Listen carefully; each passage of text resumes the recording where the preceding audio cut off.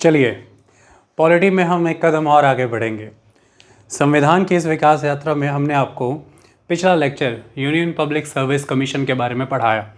आज उसी सीरीज़ में हम आगे बढ़ेंगे और state public service commission and joint public service commission के साथ साथ आज हम फाइनेंस कमीशन भी करेंगे।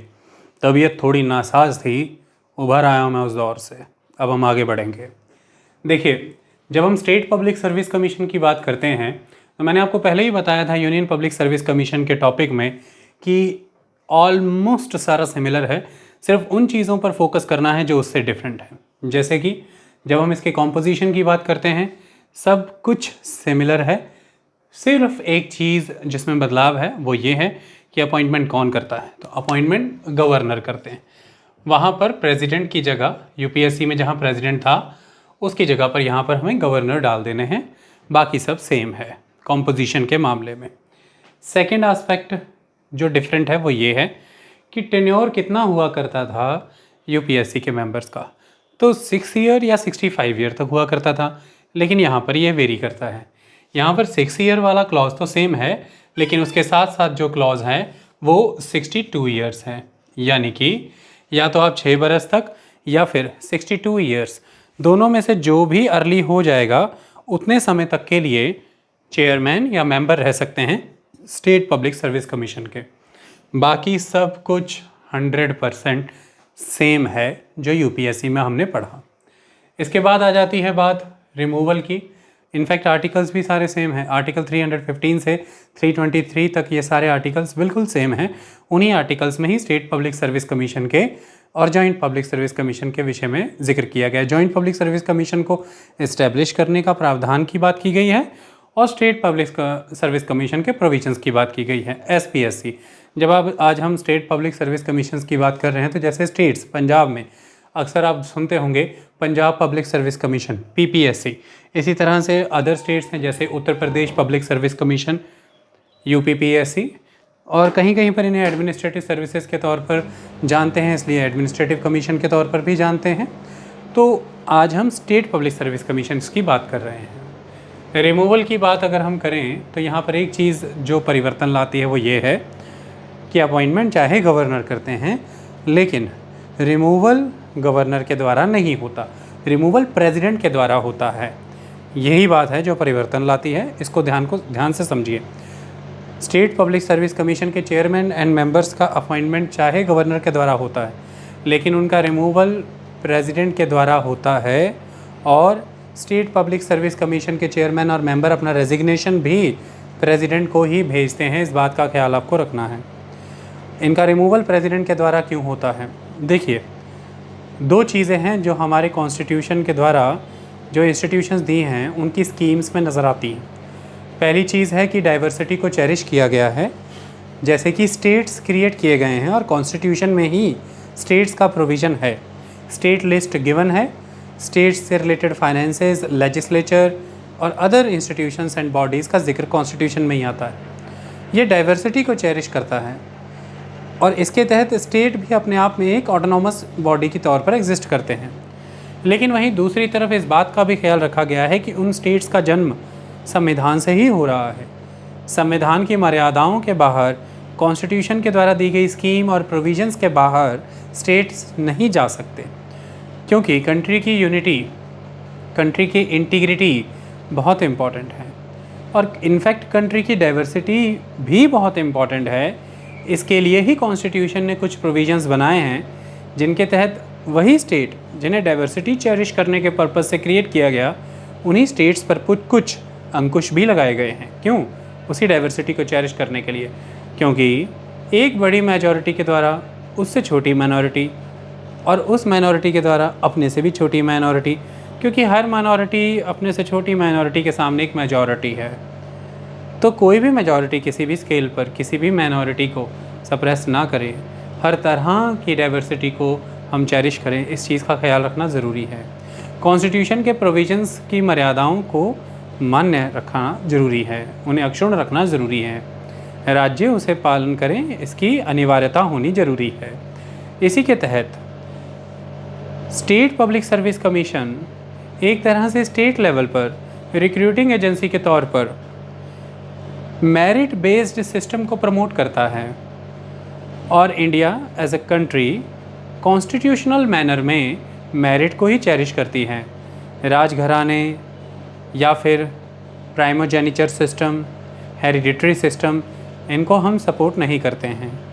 इस तरह से कोई भी राज्य ऐसा नहीं हो सकता है जो अपने स्टेट पब्लिक सर्विस कमीशन से इस तरह की कार्यों को क्रियान्वित करे जिसकी संविधान अनुमति नहीं देता। तो ऐसे में वह राज्य संविधान के मुताबिक चले और स्टेट पब्लिक सर्विस कमीशन संविधान की ही पालना करते हुए रिक्रूटमेंट के प्रोसेस को अंजाम दे। इसके लिए ये प्रावधान रखे गए हैं कि जो रिमूवल है स्टेट पब्लिक सर्विस कमीशन के मेंबर्स और चेयरमैन का, वो प्रेसिडेंट के हाथों रखा गया है, क्योंकि देश के जितने भी राज्य हैं उनको कॉन्स्टिट्यूशन की पालना करनी है, केंद्र को भी कॉन्स्टिट्यूशन की पालना करनी है।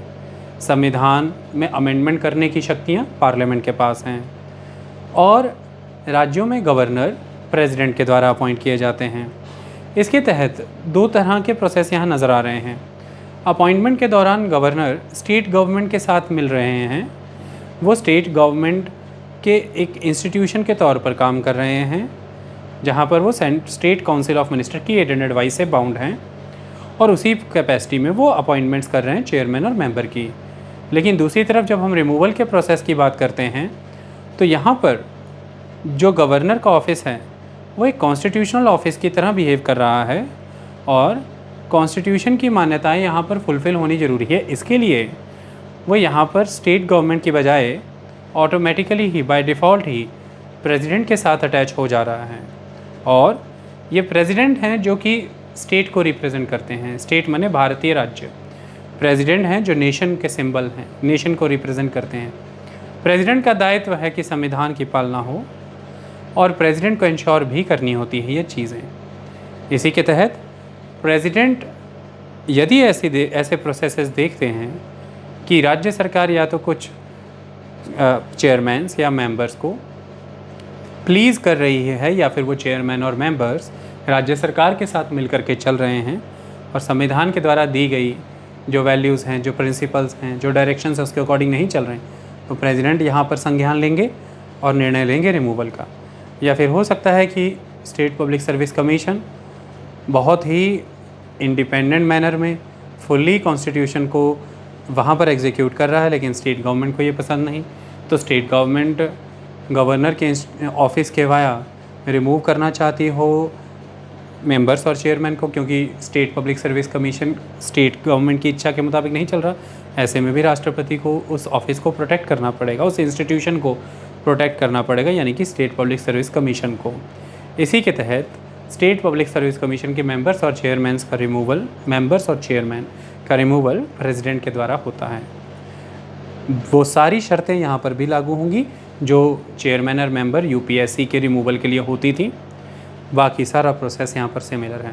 अब बस इसमें एक बदलाव है, मिसबिहेवियर के ग्राउंड में जब तक सुप्रीम कोर्ट की इंक्वायरी रिपोर्ट नहीं आ जाती है तब तक के लिए यूपीएससी के मामले में तो ये होता था कि प्रेसिडेंट, मेंबर और चेयरमैन को सस्पेंड कर सकते हैं तब तक के लिए, जब तक कि इंक्वायरी रिपोर्ट नहीं आ जाती।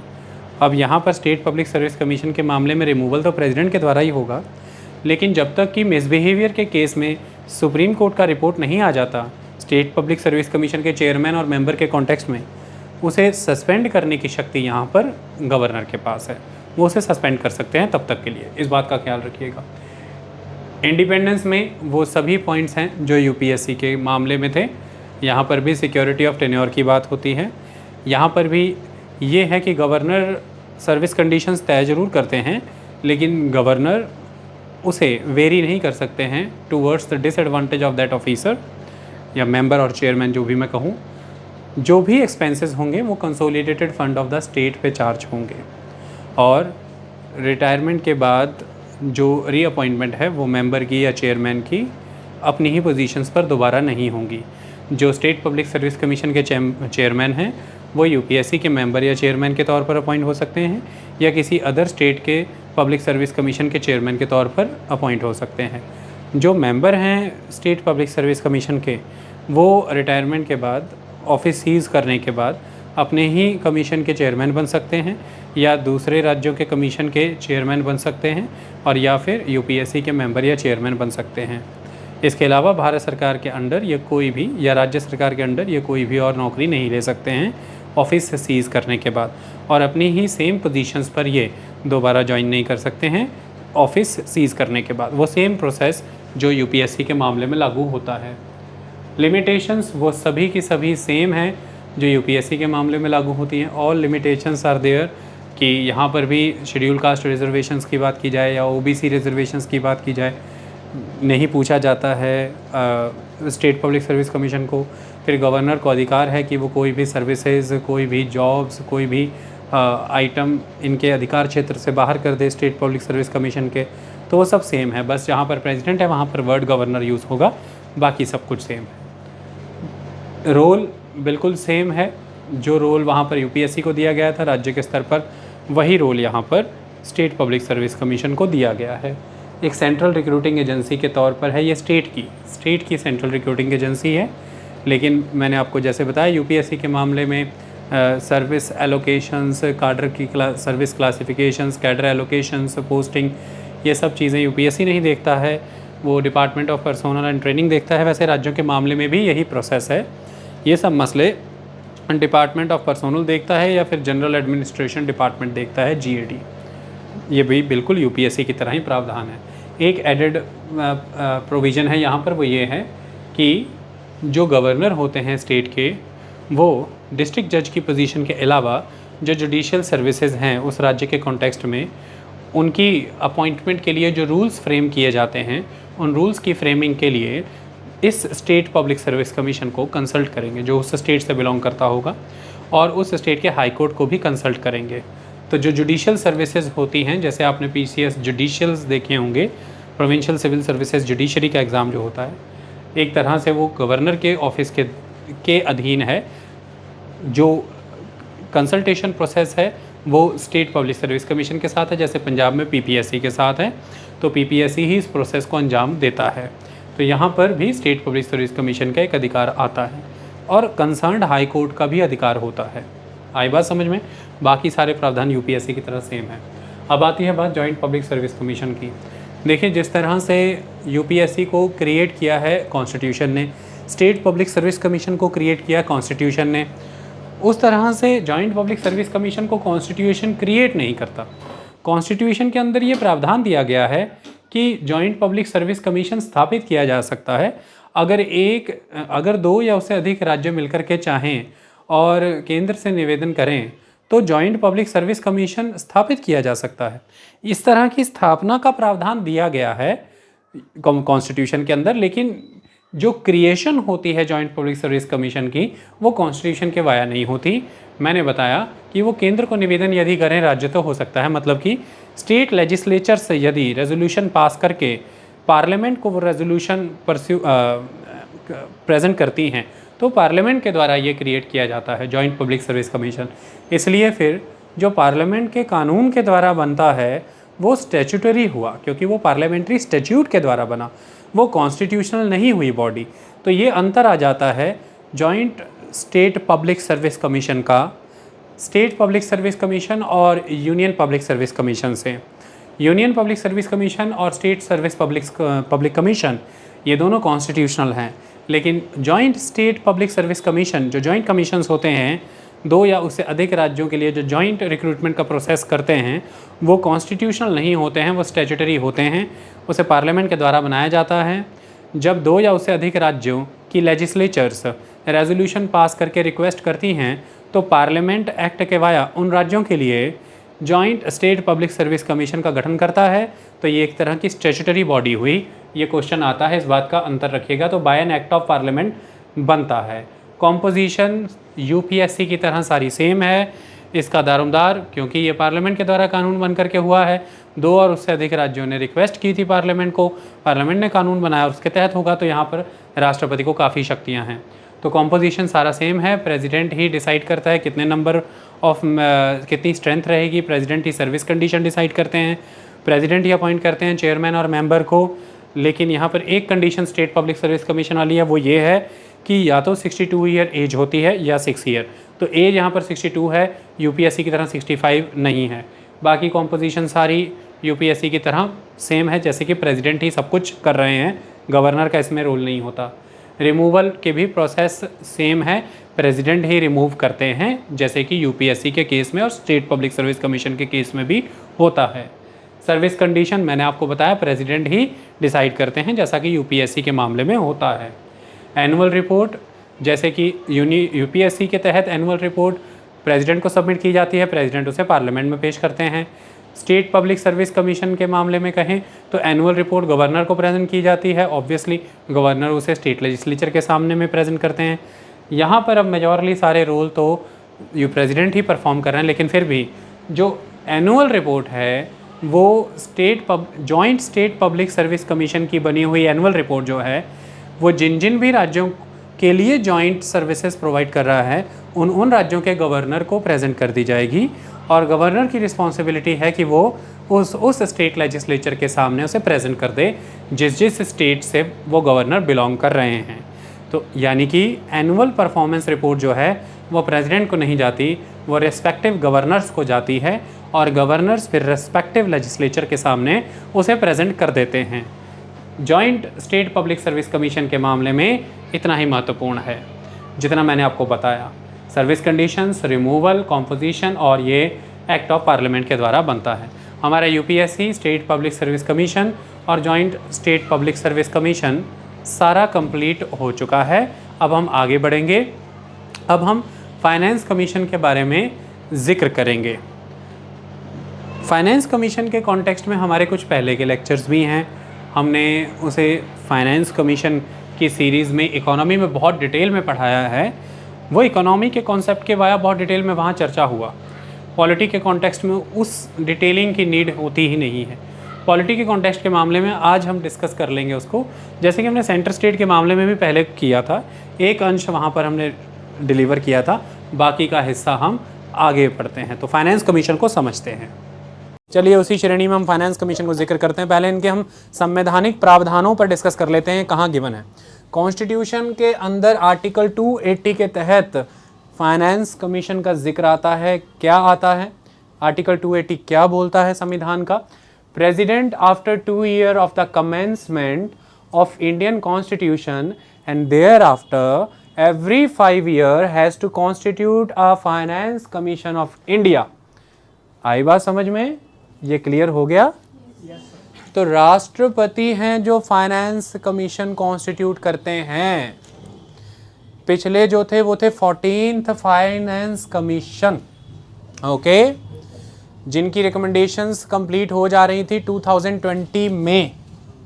2020 1 अप्रैल से लेकर के 2025 31 मार्च तक रिकमेंडेशंस आनी है इस 15th फाइनेंस कमीशन की। पिछला फाइनेंस कमीशन था YV रेड्डी फाइनेंस कमीशन, 14वां फाइनेंस कमीशन, 14वां वित्त आयोग। इस बार का फाइनेंस कमीशन है NK सिंह।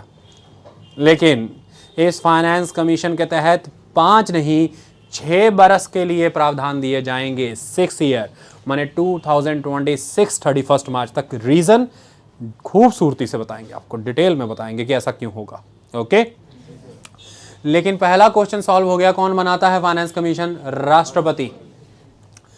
प्रावधान कहाँ गिवन है? संविधान में खुद, आर्टिकल 280। और पहला फाइनेंस कमीशन कब बना? 1951। और ये कौन सा फाइनेंस कमीशन है? 15th। As it is he ये क्वेश्चन आते हैं। अब क्या कहते हैं, क्या क्या आता है समझिए।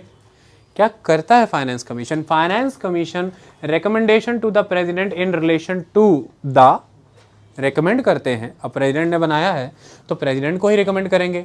किस संबंध में, किस रिलेशन में? ये पॉइंट, पहला point, the distribution between the union and the state of the net proceeds of taxes which are to और may be divided between them and the allocation between the states of the respective shares of such proceeds। यानी कि वो taxes जो taxes centre और state के बीच में divide होने बनते हैं।